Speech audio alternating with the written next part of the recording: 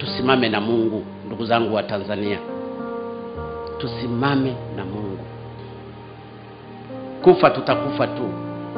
Unaweza ukafa kwa malaria, ukafa kwa kansa, ukafa kwa magonjwa mengine, kwa sababu kufa kupo. Lakini kamwe tusimwache Mungu. Huo ndio wito wangu. Tusimame na Mungu.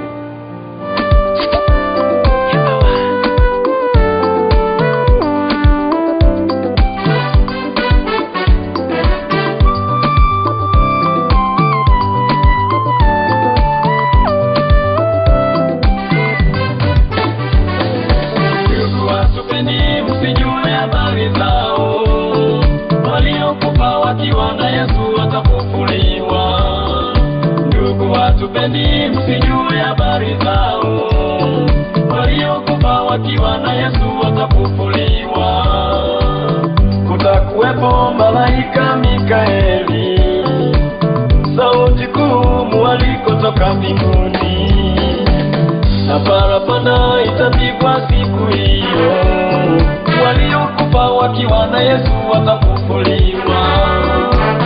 Kutakuwepo malaika Mikaeli, sauti kuu mwaliko toka mbinguni, na parapanda itapigwa siku hiyo, waliokufa wakiwa na Yesu watafufuliwa.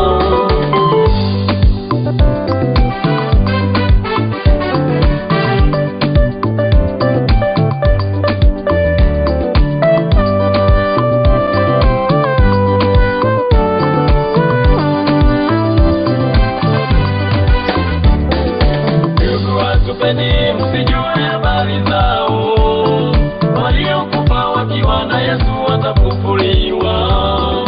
Ndugu watupeni msijue habari zao, waliokufa wakiwa na Yesu watafufuliwa. Kama tuamini Bwana Yesu alifufuka, kuna neno gani lenye ugumu kuhuzunishwa? Sasa alikuwa na Yesu tukiwa hai, tuna uhakika uzima wetu hata milele.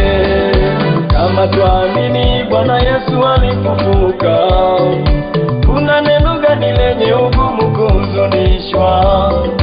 Sasa alikuwa na Yesu tukiwa hai, tuna uhakika uzima wetu hata milele. Ndugu watupeni msijue habari zao, waliokufa wakiwa na Yesu watafufuliwa. Ndugu watupeni msijue habari zao, waliokufa wakiwa na Yesu watafufuliwa.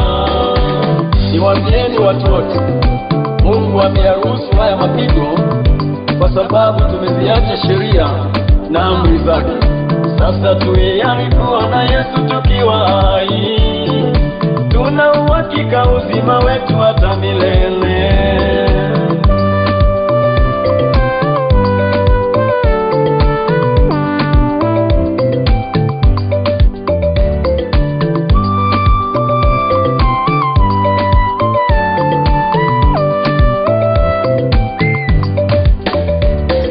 Tusimame na Mungu, ndugu zangu wa Tanzania.